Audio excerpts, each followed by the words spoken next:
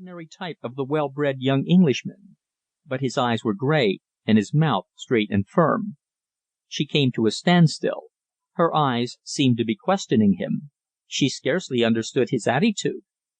"Kindly allow me to pass," she said coldly. "Presently," he answered.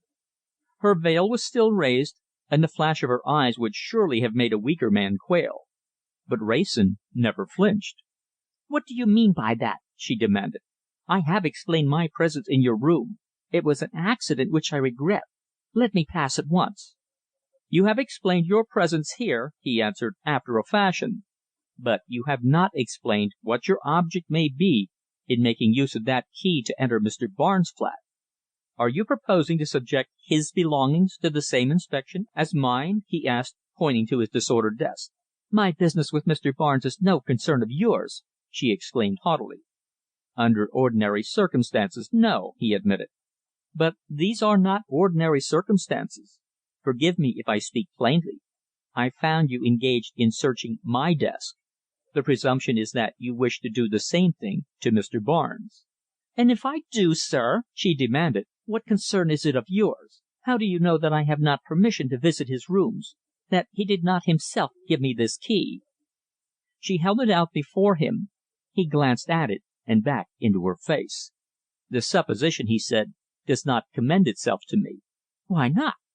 He looked at the clock. "You see," he declared, "that it is within a few minutes of midnight. To be frank with you, you do not seem to me the sort of person likely to visit a bachelor such as Mr. Barnes in a bachelor flat at this hour without some serious object." She kept silence for several moments. Her bosom was rising and falling quickly, and a brilliant spot of colour was burning in her cheeks. Her head was thrown a little back, she was regarding him with an intentness which he found almost disconcerting. He had an uncomfortable sense that he was in the presence of a human being who, if it had lain in her power, would have killed him where he stood. Further, he was realizing that the woman whom at first glance he had pronounced beautiful was absolutely the first of her sex whom he had ever seen who satisfied completely the demands of a somewhat critical and highly cultivated taste. The silence between them seemed extended over a time crowded and rich with sensations. He found time to marvel at the delicate whiteness of her bosom, gleaming like polished ivory under the network of her black gown, to appreciate with a quick throb of delight the slim roundness of her perfect figure, the wonderful poise of her head, the soft richness of her braided hair. Every detail of feature and of toilette seemed to satisfy to the last degree each critical faculty of which he possessed. He felt a little shiver of apprehension when he recalled the cold brutality of the words which had just left his lips.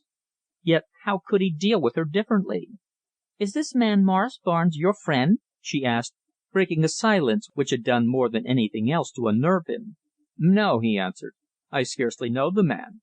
I have never seen him except in the lift or on the stairs." "Then you have no excuse for keeping me here," she declared. "I may be his friend, or I may be his enemy. At least I possess the key of his flat, presumably with his permission. My presence here I have explained. I can assure you that it is entirely accidental. You have no right to detain me for a moment." The clock on the mantelpiece struck midnight. A sudden passion surged in his veins, a passion which, although at the time he could not have classified it, was assuredly a passion of jealousy. He remembered the man Barnes, whom he hated. "You shall not go to his rooms at this hour!" he exclaimed. "You don't know the man. If you were seen " She laughed mockingly. "Let me pass," she insisted. He hesitated. He saw very clearly that she was conquering. A moment before she had respected this man. After all, though, he was like the others. "I will go with you and wait outside," he said doggedly. "Barnes, at this hour, is not always sober."